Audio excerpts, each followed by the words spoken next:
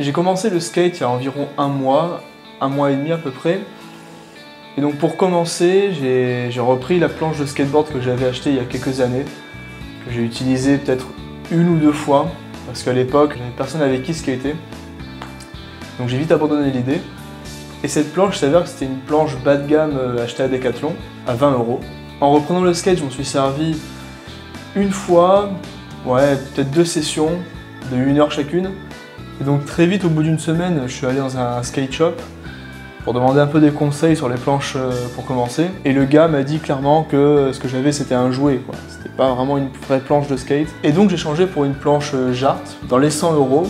Et on va comparer en fait aujourd'hui la différence entre une planche bas de gamme et une planche qui va être un peu plus haut de gamme, achetée dans une vraie boutique de skate. À travers cette comparaison, je vais vous donner un peu des conseils pour savoir comment choisir sa planche de skateboard quand on n'y connaît vraiment pas grand chose. Alors, comparons un peu les deux planches, qui est là. Voilà. Donc, première vente visuellement. Visuellement, ça va, on s'en sort bien, je trouve qu'elle a une bonne gueule quand même. Mis à part ça, super Hot Wheels. Hot Wheels, ça vous fait sûrement penser à ça. À vos marques, prêts? Partez! Toujours plus vite avec la piste géante Mega Challenge Hot Wheels. Mais certainement pas vous faire penser à ce genre de truc.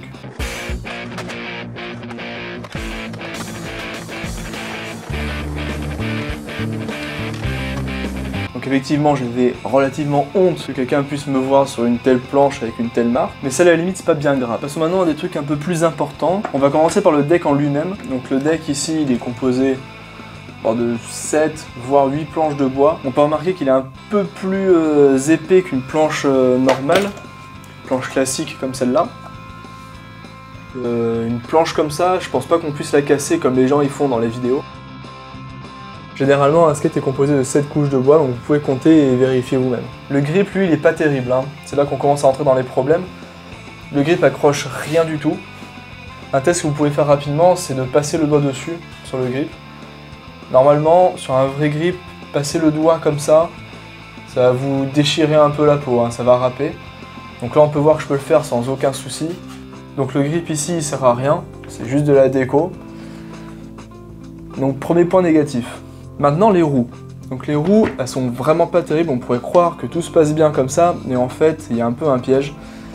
C'est que les roulements qu'il y a dedans ne servent à rien. Strictement, elles ne servent à rien. Si on fait le test avec cette roue-là, vous voyez qu'elle tourne absolument pas. Même pas une demi-seconde, elle s'arrête de tourner. Alors qu'une vraie roue, par contre, de vraie planche de skate, si je la fais tourner,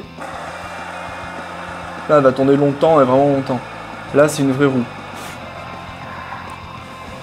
Le premier gros point négatif, du coup, on peut noter que c'est les roues et les roulements qu'il y a dedans, même si on peut dire qu'ils sont même inexistants tellement qu'ils ne servent à rien. Le problème avec ça, c'est que si vous avez les deux pieds sur la planche, vous allez glisser pendant peut-être 1 ou 2 secondes, hein, pas plus. Alors les trucks, c'est une vraie misère aussi. Vous pouvez voir ici que le truck il bouge vraiment beaucoup, il est complètement desserré.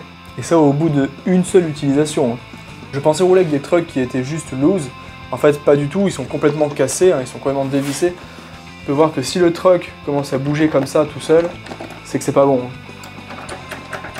Le problème avec ça, c'est que vous allez effectivement bien réussir à tourner, parce que les trucks ils sont ultra desserrés, mais vous allez avoir une fausse sensation, vous n'allez donc pas vous rendre vraiment compte de ce que c'est de rouler sur une planche. Le piège de la planche Decathlon, il est là.